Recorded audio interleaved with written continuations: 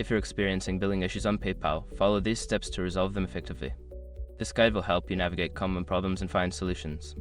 Step 1. Identify the problem.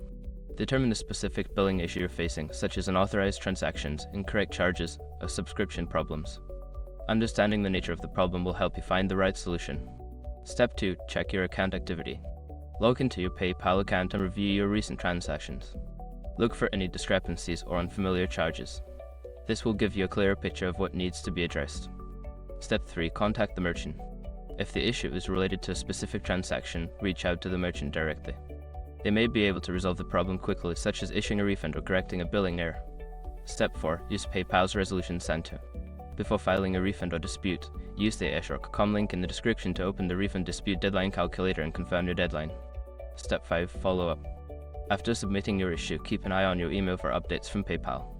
They may require additional information or provide you with a resolution. Be sure to respond promptly to any requests. By following these steps, you should be able to effectively address and resolve any billing problems you encounter on PayPal. If issues persist, consider reaching out to PayPal's customer support for further assistance.